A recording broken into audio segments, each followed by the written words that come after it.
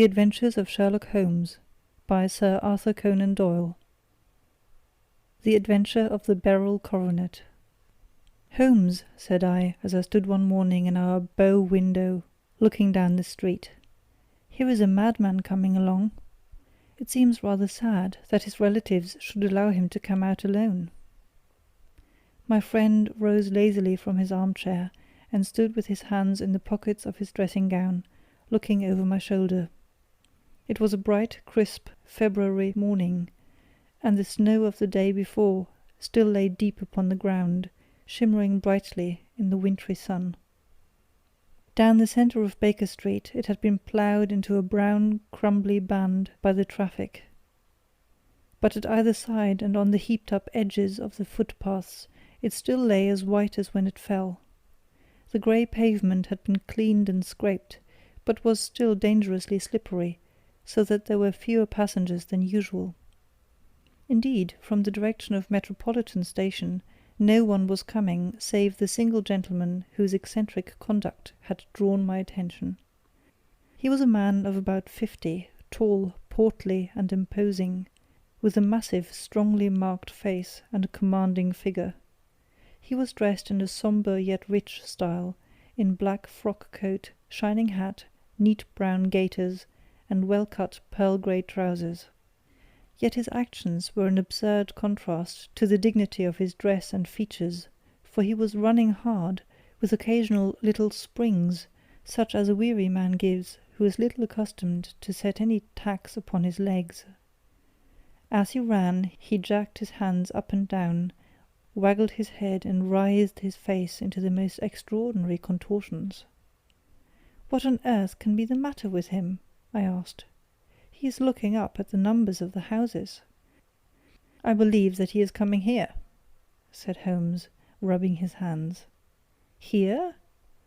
"Yes, I rather think he is coming to consult me professionally. I think that I recognize the symptoms. Ha! Did I not tell you?" As he spoke, the man, puffing and blowing, rushed at our door and pulled at our bell until the whole house resounded with the clanging. A few moments later he was in our room, still puffing, still gesticulating, but with so fixed a look of grief and despair in his eye that our smiles were turned in an instant to horror and pity. For a while he could not get his words out, but swayed his body and plucked at his hair, like one who has been driven to the extreme limits of his reason. Then, suddenly springing to his feet, he beat his head against the wall with such force that we both rushed upon him and tore him away to the centre of the room. Sherlock Holmes pushed him down into the easy-chair, and, sitting beside him, patted his hand and chatted with him in the easy, soothing tones which he knew so well how to employ. "You have come to tell me your story, have you not?" said he. "You are fatigued with your haste. Pray wait until you have recovered yourself, and then I shall be most happy to look into any little problem which you may submit to me."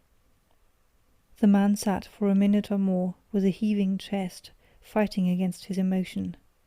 Then he passed his handkerchief over his brow, set his lips tight, and turned his face towards us. "No doubt you think me mad," said he.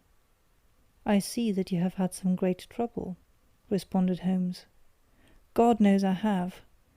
A trouble which is enough to unseat my reason, so sudden and so terrible is it. Public disgrace I might have faced, although I am a man whose character has never yet borne a stain.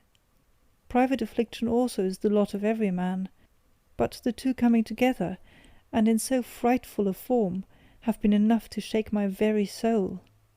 Besides, it is not I alone. The very noblest in the land may suffer, unless some way be found out of this horrible affair."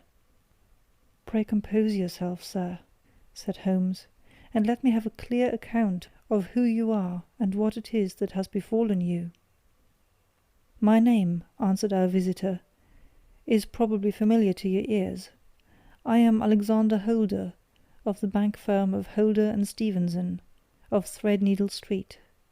The name was indeed well known to us as belonging to the senior partner in the second largest private banking concern in the city of London. What could have happened, then, to bring one of the foremost citizens of London to this most pitiable pass? We waited, all curiosity, until with another effort he braced himself to tell his story. "I feel that time is of value," said he. "That is why I hastened here when the police inspector suggested that I should secure your cooperation.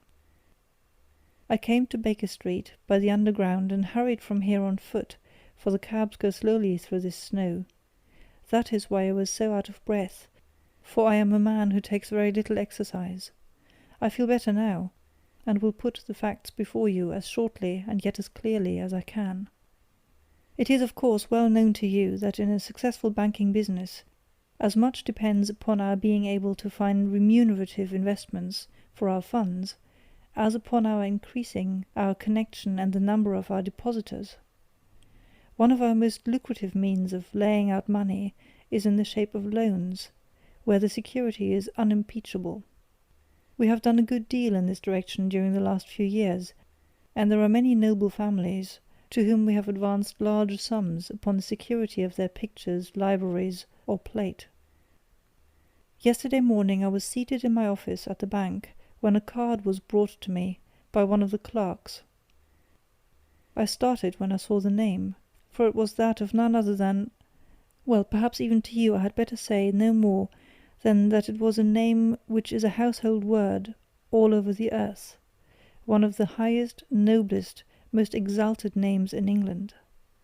I was overwhelmed by the honour, and attempted, when he entered, to say so, but he plunged at once into business, with the air of a man who wishes to hurry quickly through a disagreeable task. "Mr. Holder," said he, "I have been informed that you are in the habit of advancing money." "The firm does so when the security is good," I answered. "It is absolutely essential to me," said he, "that I should have £50,000 at once. I could, of course, borrow so trifling a sum 10 times over from my friends, but I much prefer to make it a matter of business and so carry out that business myself. In my position you can readily understand that it is unwise to place one's self under obligations." "For how long, may I ask, do you want this sum?" I asked. "Next Monday I have a large sum due to me, and I shall then most certainly repay what you advance, with whatever interest you think is right to charge. But it is very essential to me that the money should be paid at once." "I should be happy to advance it without further parley from my own private purse," said I, "were it not that the strain would be rather more than I could bear. If, on the other hand, I am to do it in the name of the firm, then in justice to my partner I must insist that, even in your case, every business-like precaution should be taken." "I should much prefer to have it so," said he, raising up a square, black morocco case which he had laid beside his chair. "You have doubtless heard of the beryl coronet." "One of the most precious public possessions of the empire," said I. "Precisely." He opened the case, and there, embedded in soft flesh-coloured velvet, lay the magnificent piece of jewellery which he had named. "There are 39 enormous beryls," said he, "and the price of the gold chasing is incalculable. The lowest estimate would put the worth of the coronet at double the sum which I have asked. I am prepared to leave it with you as my security." I took the precious case into my hands, and looked in some perplexity from it to my illustrious client. "You doubt its value?" he asked. "Not at all. I only doubt the propriety of my leaving it. You may set your mind at rest about that. I should not dream of doing so, were it not absolutely certain that I should be able in 4 days to reclaim it. It is a pure matter of form. Is the security sufficient? Ample. You understand, Mr. Holder, that I am giving you a strong proof of the confidence which I have in you, founded upon all that I have heard of you. I rely upon you not only to be discreet and to refrain from all gossip upon the matter, but above all to preserve this coronet with every possible precaution, because I need not say that a great public scandal would be caused if any harm were to befall it. Any injury to it would be almost as serious as its complete loss, for there are no barrels in the world to match these, and it would be impossible to replace them. I leave it with you, however, with every confidence, and I shall call for it in person on Monday morning." Seeing that my client was anxious to leave, I said no more, but, calling for my cashier, I ordered him to pay over 50 £1,000 notes. When I was alone once more, however, with the precious case lying upon the table in front of me, I could not but think with some misgivings of the immense responsibility which it entailed upon me. There could be no doubt that, as it was a national possession, a horrible scandal would ensue if any misfortune should occur to it. I already regretted having ever consented to take charge of it. However, it was too late to alter the matter now, so I locked it up in my private safe, and turned once more to my work. When evening came, I felt that it would be an imprudence to leave so precious a thing in the office behind me. Bankers' safes had been forced before now, and why should not mine be? If so, how terrible would be the position in which I should find myself! I determined, therefore, that for the next few days I would always carry the case backward and forward with me, so that it might never be really out of my reach. With this intention, I called a cab and drove out to my house at Streatham, carrying the jewel with me. I did not breathe freely until I had taken it upstairs and locked it in the bureau of my dressing-room. And now a word as to my household, Mr. Holmes, for I wish you to thoroughly understand the situation. My groom and my page sleep out of the house, and may be set aside altogether. I have 3 maidservants, who have been with me a number of years, and whose absolute reliability is quite above suspicion. Another, Lucy Parr, the second waiting-maid, has only been in my service a few months. She came with an excellent character, however, and has always given me satisfaction. She is a very pretty girl, and has attracted admirers who have occasionally hung about the place. That is the only drawback which we have found to her, but we believe her to be a thoroughly good girl in every way. So much for the servants. My family itself is so small that it will not take me long to describe it.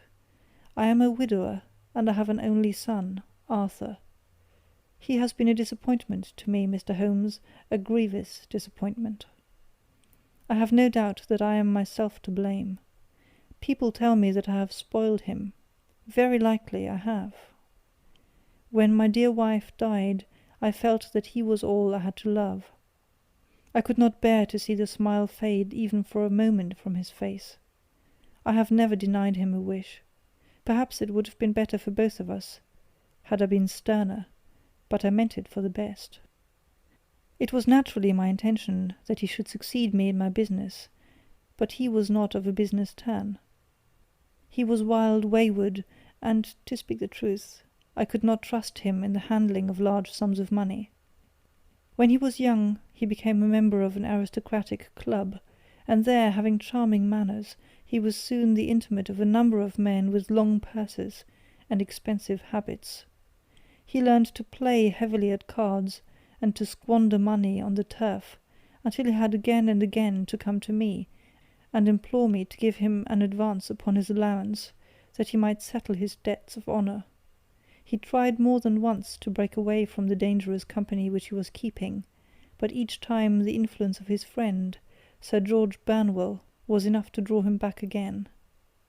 And indeed I could not wonder that such a man as Sir George Burnwell should gain an influence over him, for he has frequently brought him to my house, and I have found myself that I could hardly resist the fascination of his manner. He is older than Arthur, a man of the world to his finger-tips, one who had been everywhere, seen everything, a brilliant talker, and a man of great personal beauty. Yet when I think of him in cold blood, far away from the glamour of his presence, I am convinced from his cynical speech, and the look which I may have caught in his eyes, that he is one who should be deeply distrusted. So I think, and so too thinks my little Mary, who has a woman's quick insight into character. And now there is only she to be described. She is my niece, but when my brother died 5 years ago and left her alone in the world, I adopted her, and have looked upon her ever since as my daughter. She is a sunbeam in my house, sweet, loving, beautiful, a wonderful manager and housekeeper, yet as tender and quiet and gentle as a woman could be. She is my right hand. I do not know what I could do without her. In only one matter has she ever gone against my wishes. Twice my boy has asked her to marry him, for he loves her devotedly, but each time she has refused him. I think that if anyone could have drawn him into the right path, it would have been she, and that his marriage might have changed his whole life. But now, alas, it is too late, forever too late. Now, Mr. Holmes, you know the people who live under my roof, and I shall continue with my miserable story. When we were taking coffee in the drawing-room that night after dinner, I told Arthur and Mary my experience, and of the precious treasure which we had under our roof, suppressing only the name of my client. Lucy Parr, who had brought in the coffee, had, I am sure, left the room, but I cannot swear that the door was closed. Mary and Arthur were much interested, and wished to see the famous coronet, but I thought it better not to disturb it. "Where have you put it?" asked Arthur. "In my own bureau." "Well, I hope to goodness the house won't be burgled during the night," said he. "It is locked up," I answered. "Oh, any old key will fit that bureau. When I was a youngster I have opened it myself with the key of the box-room cupboard." He often had a wild way of talking, so that I thought little of what he said. He followed me to my room, however, that night with a very grave face. "Look here, Dad," said he with his eyes cast down, "can you let me have £200? "No, I cannot," I answered sharply. "I have been far too generous with you in money matters." "You have been very kind," said he, "but I must have this money, or else I can never show my face inside the club again." "And a very good thing too," I cried. "Yes, but you would not have me leave it a dishonoured man," said he. "I could not bear the disgrace. I must raise the money in some way, and if you will not let me have it, then I must try other means." I was very angry, for this was the third demand during the month. "You shall not have a farthing from me," I cried, on which he bowed and left the room without another word. When he was gone I unlocked my bureau, made sure that my treasure was safe, and locked it again. Then I started to go round the house to see that all was secure, a duty which I normally leave to Mary, but which I thought it well to perform myself that night. As I came down the stairs I saw Mary herself at the side window of the hall, which she closed and fastened as I approached. "Tell me, Dad," she said, looking, I thought, a little disturbed, "did you give Lucy, the maid, leave to go out tonight?" "Certainly not. She came in just now by the back door. I have no doubt that she has only been to the side gate to see someone, but I think that it is hardly safe, and should be stopped. You must speak to her in the morning, or I will if you prefer it. Are you sure that everything is fastened?" "Quite sure, Dad." "Then good night."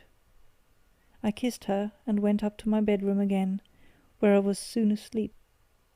I am endeavouring to tell you everything, Mr. Holmes, which may have any bearing upon the case, but I beg that you will question me upon any point which I do not make clear. "On the contrary, your statement is singularly lucid. I come to a part of my story now which I should wish to be particularly so. I am not a very heavy sleeper, and the anxiety in my mind tended, no doubt, to make me even less so than usual.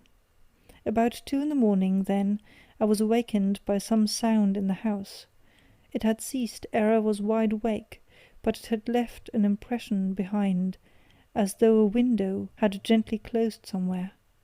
I lay listening with all my ears. Suddenly, to my horror, there was a distinct sound of footsteps moving softly in the next room. I slipped out of bed, all palpitating with fear, and peeped round the corner of my dressing-room door. "Arthur!" I screamed. "You villain! You thief! How dare you touch that coronet?" The gas was half up, as I had left it, and my unhappy boy, dressed only in his shirt and trousers, was standing beside the light, holding the coronet in his hands. He appeared to be wrenching at it, or bending it with all his strength. At my cry he dropped it from his grasp, and turned as pale as death. I snatched it up and examined it. One of the gold corners, with 3 of the barrels in it, was missing. "You blackguard!" I shouted, beside me with rage. "You have destroyed it! You have dishonoured me forever! Where are the jewels which you have stolen?" "Stolen!" he cried. "Yes, thief!" I roared, shaking him by the shoulder. "There are none missing. There cannot be any missing," said he. "There are 3 missing, and you know where they are. Must I call you a liar as well as a thief? Did I not see you trying to tear off another piece?" "You have called me names enough," said he. "I will not stand it any longer. I shall not say another word about this business, since you have chosen to insult me. I will leave your house in the morning, and make my own way in the world." "You shall leave it in the hands of the police!" I cried, half mad with grief and rage. "I shall have this matter probed to the bottom." "You shall learn nothing from me," said he with a passion such as I should not have thought was in his nature. "If you choose to call the police, let the police find what they can." By this time the whole house was astir, for I had raised my voice in my anger. Mary was the first to rush into my room, and at the sight of the coronet and of Arthur's face, she read the whole story and with a scream fell down senseless on the ground. I sent the housemaid for the police, and put the investigation into their hands at once. When the inspector and a constable entered the house, Arthur, who had stood sullenly with his arms folded, asked me whether it was my intention to charge him with theft. I answered that it had ceased to be a private matter, but had become a public one, since the ruined coronet was national property. I was determined that the law should have its way in everything. "At least," he said, "you will not have me arrested at once. It would be to your advantage as well as mine, if I might leave the house for 5 minutes." "That you may get away, or perhaps that you may conceal what you have stolen," said I. And then, realizing the dreadful position in which I was placed, I implored him to remember that not only my honour, but that of one who was far greater than I, was at stake, and that he threatened to raise a scandal which would convulse the nation. He might avert it all if he would but tell me what he had done with the 3 missing stones. "You may as well face the matter," said I. "You have been caught in the act, and no confession could make your guilt more heinous. If you but make such reparation as is in your power, by telling us where the barrels are, all shall be forgiven and forgotten." "Keep your forgiveness for those who ask for it," he answered, turning away from me with a sneer. I saw that he was too hardened for any words of mine to influence him. There was but one way for it. I called in the inspector and gave him into custody. A search was made at once, not only of his person, but of his room, and of every portion of the house where he could possibly have concealed the gems, but no trace of them could be found, nor would the wretched boy open his mouth for all our persuasions and our threats. This morning he was removed to a cell, and I, after going through all the police formalities, have hurried round to you to implore you to use your skill in unravelling the matter. The police have openly confessed that they can at present make nothing of it. You may go to any expense which you think necessary. I have already offered a reward of £1,000.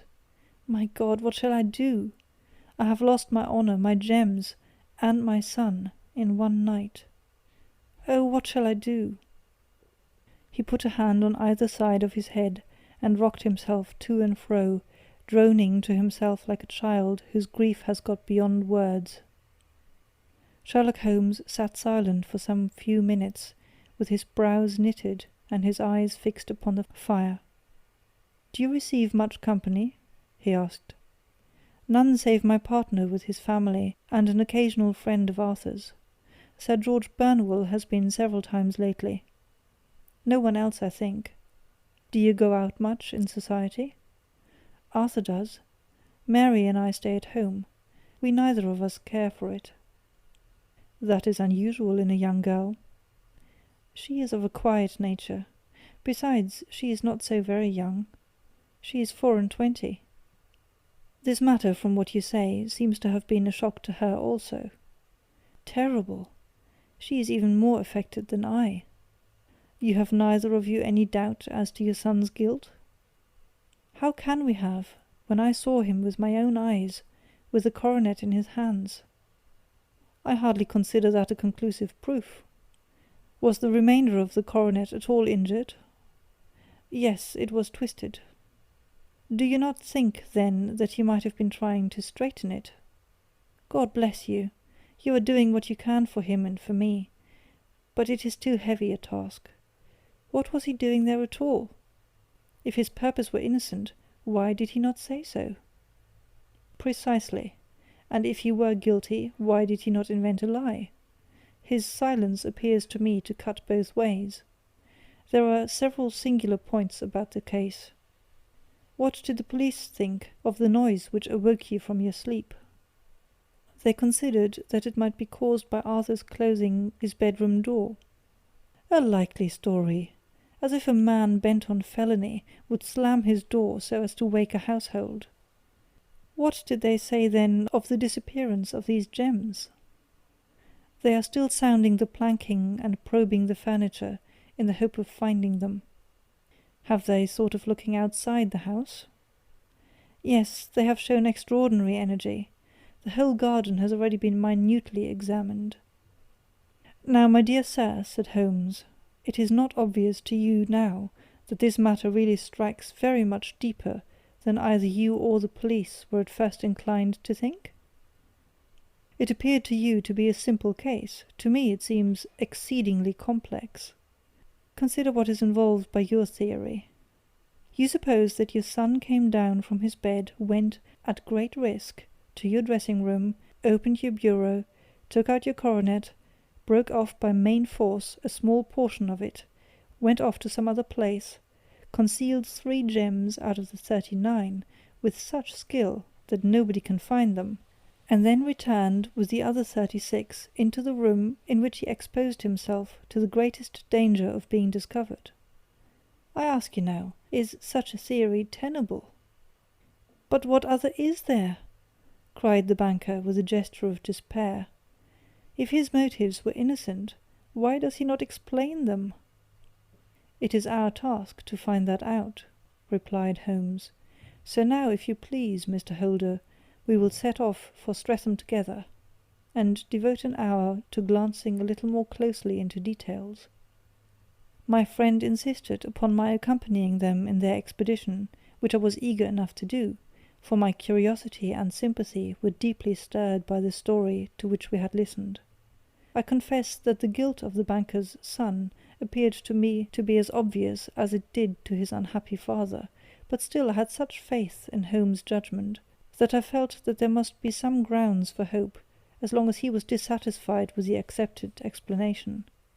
He hardly spoke a word the whole way out to the southern suburb, but sat with his chin upon his breast and his hat drawn over his eyes, sunk in the deepest thought. Our client appeared to have taken fresh heart at the little glimpse of hope which had been presented to him, and he even broke into a desultory chat with me over his business affairs. A short railway journey and a shorter walk brought us to Fairbank, the modest residence of the great financier. Fairbank was a good-sized square house of white stone, standing back a little from the road. A double-carriage sweep with a snow-clad lawn stretched down in front of 2 large iron gates which closed the entrance. On the right side was a small wooden thicket which led into a narrow path between 2 neat hedges, stretching from the road to the kitchen door, and forming the tradesman's entrance. On the left ran a lane which led to the stables, and was not itself within the grounds at all, being a public, though little used, thoroughfare. Holmes left us standing at the door and walked slowly all round the house, across the front, down the tradesmen's path, and so round by the garden behind into the stable lane. So long was he that Mr. Holder and I went into the dining-room and waited by the fire until he should return. We were sitting there in silence when the door opened and the young lady came in. She was rather above the middle height, slim, with dark hair and eyes, which seemed the darker against the absolute pallor of her skin. I do not think that I have ever seen such deadly paleness in a woman's face. Her lips, too, were bloodless, but her eyes were flushed with crying. As she swept silently into the room, she impressed me with a greater sense of grief than the banker had done in the morning, and it was the more striking in her, as she was evidently a woman of strong character, with immense capacity for self-restraint. Disregarding my presence, she went straight to her uncle and passed her hand over his head with a sweet womanly caress. "You have given orders that Arthur should be liberated, have you not, Dad?" she asked. "No, no, my girl. The matter must be probed to the bottom." "But I am so sure that he is innocent. You know what woman's instincts are. I know that he has done no harm, and that you will be sorry for having acted so harshly. Why is he silent, then, if he is innocent? Who knows? Perhaps because he was so angry that you should suspect him. How could I help suspecting him, when I actually saw him with the coronet in his hand? Oh, but he had only picked it up to look at it. Oh, do take my word for it that he is innocent. Let the matter drop and say no more. It is so dreadful to think of our dear Arthur in prison. I shall never let it drop until the gems are found. Never, Mary. Your affection for Arthur blinds you as to the awful consequences to me. Far from hushing the thing up, I have brought a gentleman down from London to inquire more deeply into it." "This gentleman?" she asked, facing round to me. "No, his friend. He wished us to leave him alone. He is round in the stable lane now." "The stable lane?" She raised her dark eyebrows. "What can he hope to find there? Ah, this, I suppose, is he. I trust, sir, that you will succeed in proving, what I feel sure is the truth, that my cousin Arthur is innocent of his crime." "I fully share your opinion, and I trust with you that we may prove it," returned Holmes, going back to the mat to knock the snow from his shoes. "I believe I have the honour of addressing Miss Mary Holder. May I ask you a question or two?" "Pray do, sir, if it may help you, if it may help to clear this horrible affair up." "You heard nothing yourself last night?" "Nothing, until my uncle here began to speak loudly. I heard that, and I came down." "You shut up the windows and doors the night before. Did you fasten all the windows?" "Yes." "Were they all fastened this morning?" "Yes." "You have a maid who has a sweetheart.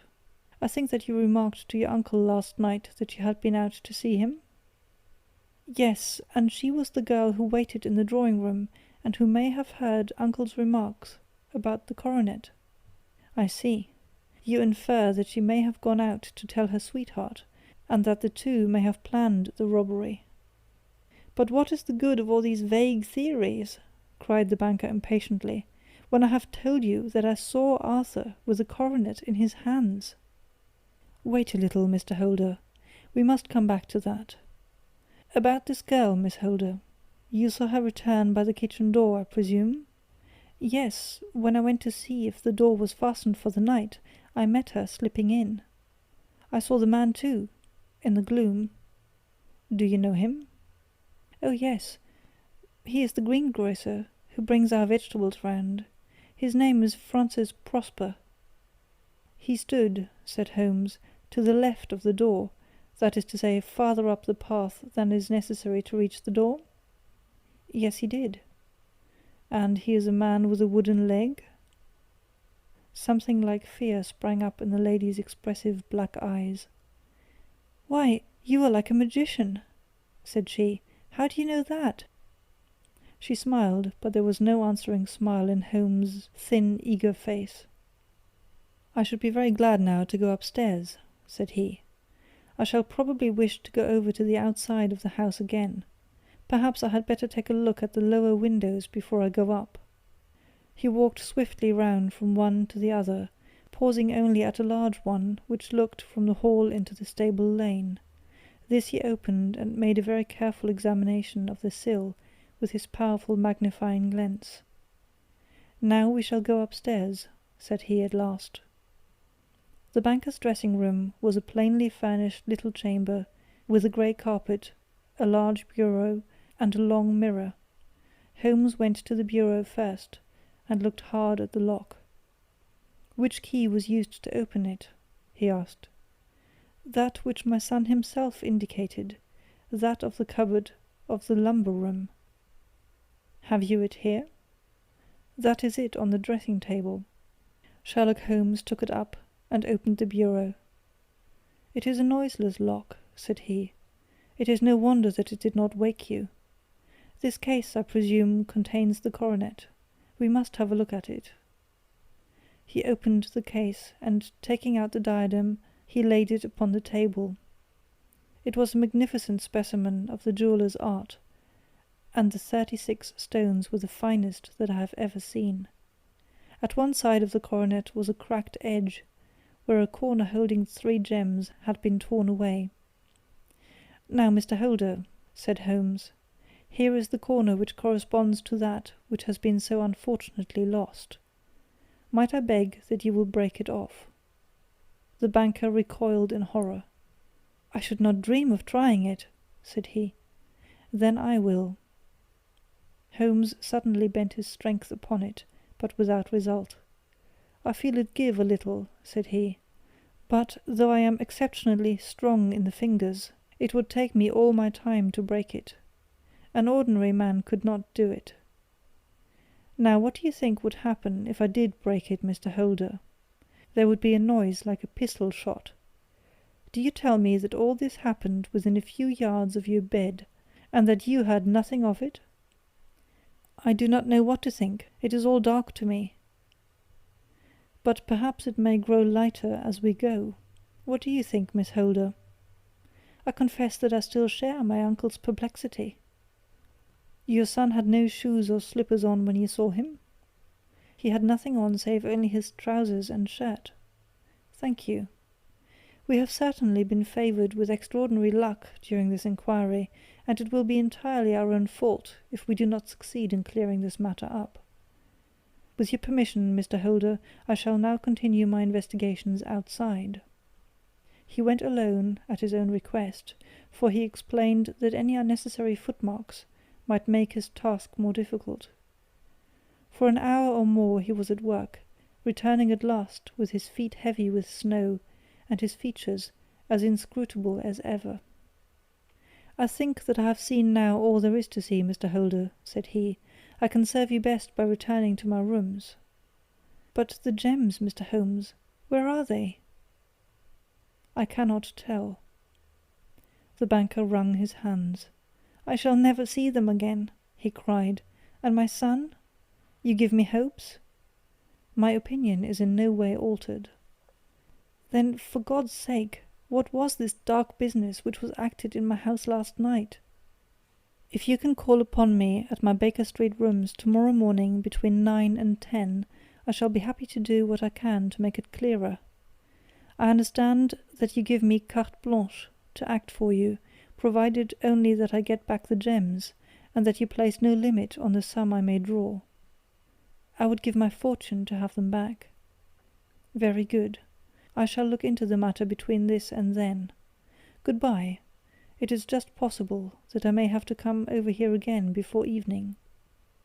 It was obvious to me that my companion's mind was now made up about the case, although what his conclusions were was no more than I could even dimly imagine. Several times during our homeward journey I endeavoured to sound him upon the point, but he always glided away to some other topic, until at last I gave it over in despair. It was not yet 3 when we found ourselves in our rooms once more. He hurried to his chamber and was down again in a few minutes, dressed as a common loafer. With his collar turned up, his shiny seedy coat, his red cravat, and his worn boots, he was a perfect sample of the class. "I think that this should do," said he, glancing into the glass above the fireplace. "I only wish that you could come with me, Watson, but I fear that it won't do. I may be on my trail in this matter, or I may be following a will-o'-the-wisp, but I shall soon know which it is.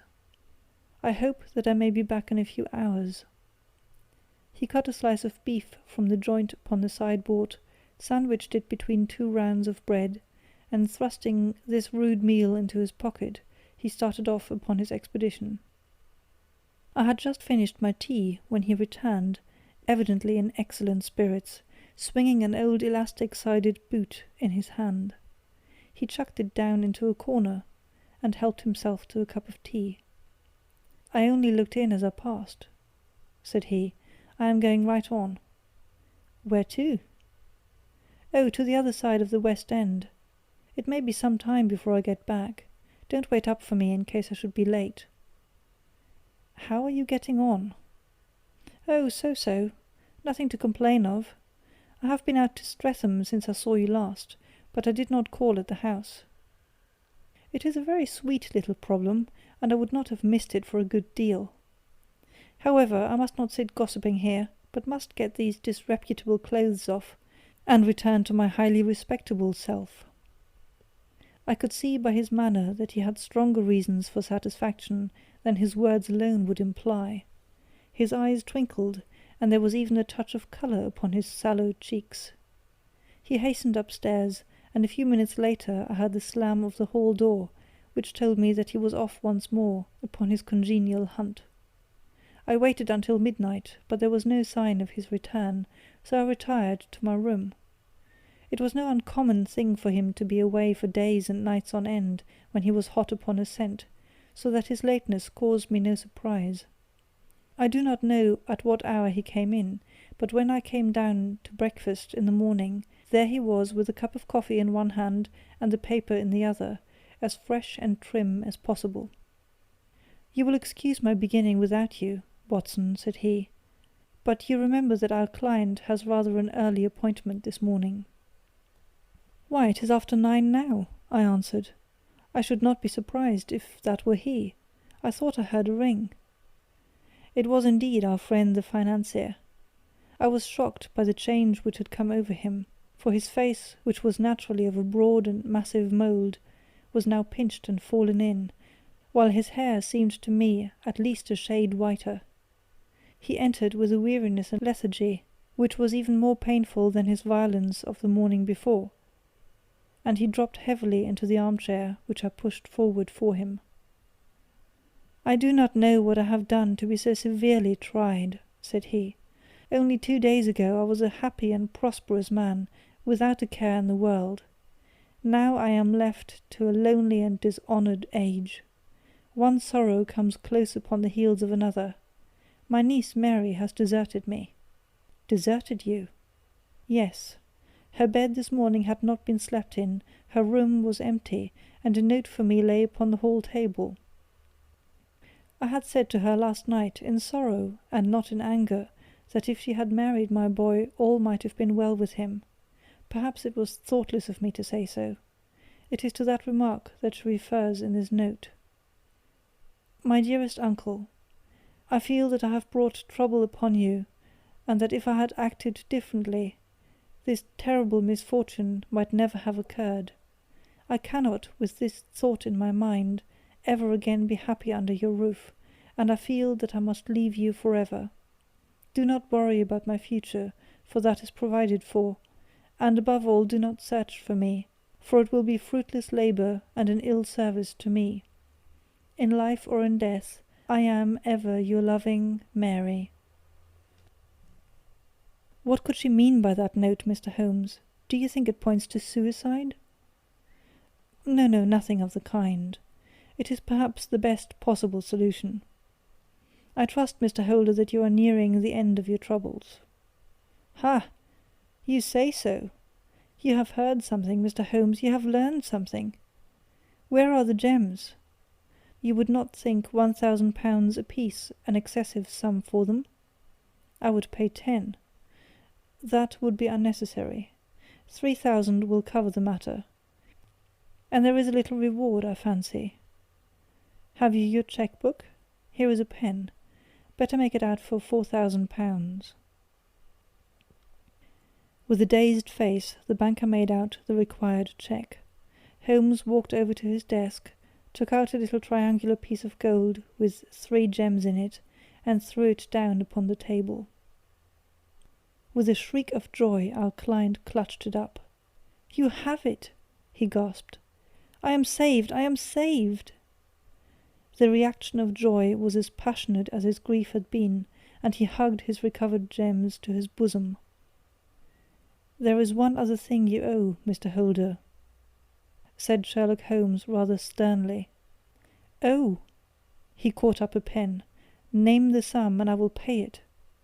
"No, the debt is not to me. You owe a very humble apology to that noble lad, your son, who has carried himself in this matter as I should be proud to see my own son do, should I ever chance to have one." "Then it was not Arthur who took them?"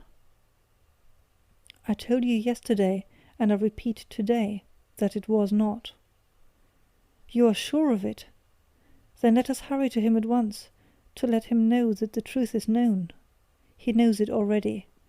When I had cleared it up, I had an interview with him, and finding that he would not tell me the story, I told it to him, on which he had to confess that I was right, and to add the very few details which were not yet quite clear to me. Your news of this morning, however, may open his lips. For heaven's sake, tell me then, what is this extraordinary mystery?" "I will do so, and I will show you the steps by which I reached it. And let me say to you first, that which it is hardest for me to say and for you to hear. There has been an understanding between Sir George Burnwell and your niece Mary. They have now fled together." "My Mary? Impossible." "It is unfortunately more than possible, it is certain. Neither you nor your son knew the true character of this man when you admitted him into your family circle. He is one of the most dangerous men in England, a ruined gambler, an absolutely desperate villain, a man without heart or conscience. Your niece knew nothing of such men. When he breathed his vows to her, as he had done to 100 before her, she flattered herself that she alone had touched his heart. The devil knows best what he said, but at least she became his tool, and was in the habit of seeing him nearly every evening." "I cannot and I will not believe it!" cried the banker with an ashen face.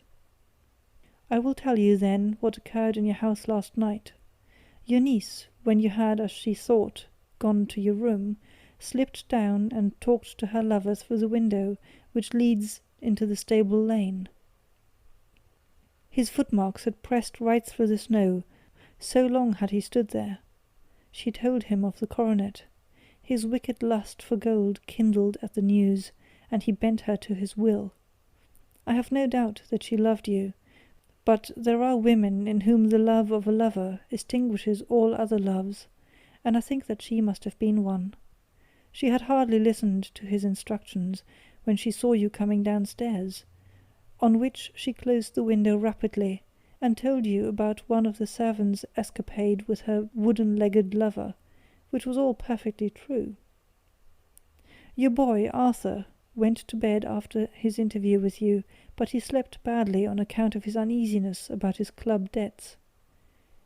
In the middle of the night he heard a soft tread pass his door, so he rose and, looking out, was surprised to see his cousin walking very stealthily along the passage until she disappeared into your dressing-room. Petrified with astonishment, the lad slipped on some clothes and waited there in the dark to see what would come of this strange affair. Presently she emerged from the room again, and in the light of the passage lamp your son saw that she carried the precious coronet in her hands. She passed down the stairs, and he, thrilling with horror, ran along and slipped behind the curtain near your door, whence he could see what passed in the hall beneath. He saw her stealthily open the window, hand out the coronet to someone in the gloom, and then, closing it once more, hurry back to her room, passing quite close to where he stood, hid behind the curtain. As long as she was on the scene, he could not take any action without a horrible exposure of the woman whom he loved. But the instant that she was gone, he realized how crushing a misfortune this would be for you, and how all-important it was to set it right. He rushed down, just as he was, in his bare feet, opened the window, sprang out into the snow, and ran down the lane, where he could see a dark figure in the moonlight. Sir George Banwell tried to get away, but Arthur caught him, and there was a struggle between them, your lad tugging at one side of the coronet, and his opponent at the other. In the scuffle, your son struck Sir George and cut him over the eye. Then something suddenly snapped, and your son, finding that he had the coronet in his hands, rushed back, closed the window, ascended to your room, and had just observed that the coronet had been twisted in the struggle, and was endeavouring to straighten it, when you appeared upon the scene. "Is it possible?" gasped the banker. You then roused his anger by calling him names at a moment when he felt that you had deserved your warmest thanks. He could not explain the true state of affairs without betraying one who certainly deserved little enough consideration at his hands. He took the more chivalrous view, however, and preserved her secret. "And that was why she shrieked and fainted when she saw the coronet!" cried Mr. Holder. "Oh my God, what a blind fool I have been! And his asking to be allowed to go out for 5 minutes. The dear fellow wanted to see if the missing piece were at the scene of the struggle. How cruelly I have misjudged him!" "When I arrived at the house," continued Holmes, "I at once went very carefully round it to observe if there were any traces in the snow which might help me. I knew that none had fallen since the evening before, and also that there had been a strong frost to preserve impressions. I passed along the tradesman's path, but found it all trampled down and indistinguishable. Just beyond, however, at the far side of the kitchen door, a woman had stood and talked with a man, whose round impressions on one side showed that he had a wooden leg. I could even tell that he had been disturbed, for the woman had run back swiftly to the door, as was shown by the deep toe and light heel marks, while Wooden Leg had waited a little and then had gone away. I thought at the time that this might be the maid and her sweetheart, of whom you had already spoken to me, and inquiry showed it was so. I passed round the garden without seeing anything more than random tracks, which I took to be the police, but when I got into the stable lane, a very long and complex story was written in the snow in front of me. There was a double line of tracks of a booted man, and a second double line, which I saw with delight, belonged to a man with naked feet. I was at once convinced from what you had told me that the latter was your son. The first had walked both ways, but the other had run swiftly, and as his tread was marked in places over the depression of the boot, it was obvious that he had passed after the other. I followed them up and found they led to the hall window, where Boots had worn all the snow away while waiting. Then I walked to the other end, which was 100 yards or more down the lane. I saw where Boots had faced round, where the snow was cut up as though there had been a struggle, and, finally, where a few drops of blood had fallen to show me that I was not mistaken. Boots had then run down the lane, and another little smudge of blood showed that it was he who had been hurt. When he came to the high road at the other end, I found that the pavement had been cleared, so there was an end to that clue. On entering the house, however, I examined, as you remember, the sill and framework of the hall window with my lens, and I could at once see that someone had passed out. I could distinguish the outline of an instep, where the wet foot had been placed in coming in. I was then beginning to be able to form an opinion as to what had occurred. A man had waited outside the window. Someone had brought the gems. The deed had been overseen by your son. He had pursued the thief, had struggled with him. They had each tugged at the coronet, their united strength causing injuries which neither alone could have effected. He had returned with a prize, but had left a fragment in the grasp of his opponent. So far I was clear. The question now was, who was the man, and who was it brought him the coronet? It is an old maxim of mine, that when you have excluded the impossible, whatever remains, however improbable, must be the truth. Now I knew that it was not you who had brought it down, so there only remained your niece and the maids. And if it were the maids, why should your son allow himself to be accused in their place?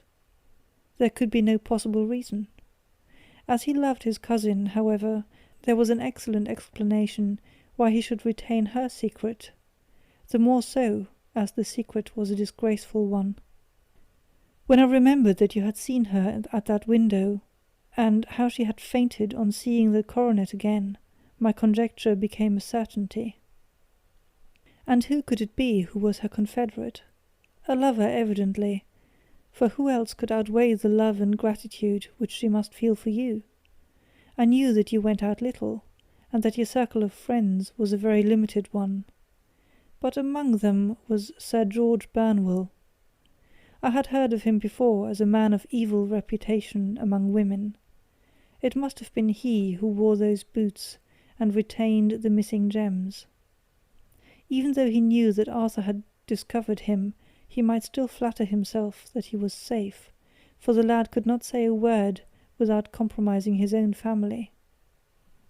Well, your own good sense will suggest what measures I took next. I went in the shape of a loafer to Sir George's house, managed to pick up an acquaintance with his valet, learned that his master had cut his head the night before, and finally, at the expense of 6 shillings, made all sure by buying a pair of his cast-off shoes. With these I journeyed down to Streatham, and saw that they exactly fitted the tracks. "I saw an ill-dressed vagabond on the lane yesterday evening," said Mr. Holder. "Precisely, it was I. I found that I had my man, so I came home and changed my clothes. It was a delicate part which I had to play then, for I saw that prosecution must be avoided to avert scandal, and I knew that so astute a villain would see that our hands were tied in the matter. I went and saw him. At first, of course, he denied everything.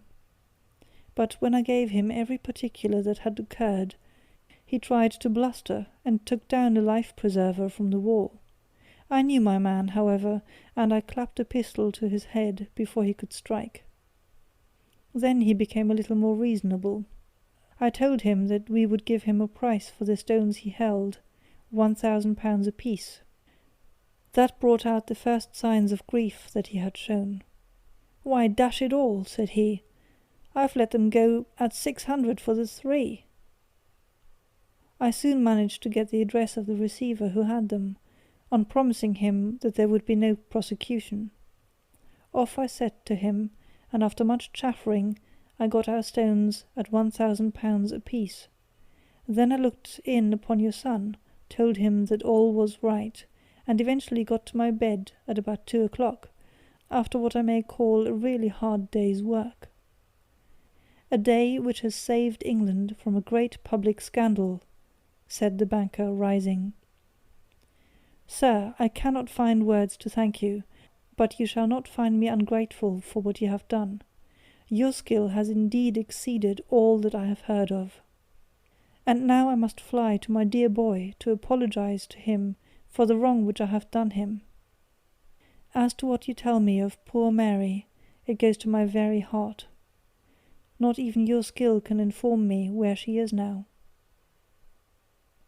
'I think that we may safely say,' returned Holmes, 'that she is wherever Sir George Burnwell is. It is equally certain, too, that whatever her sins are, they will soon receive a more than sufficient punishment.' End of The Beryl Coronet. Read by Gesine in December 2006.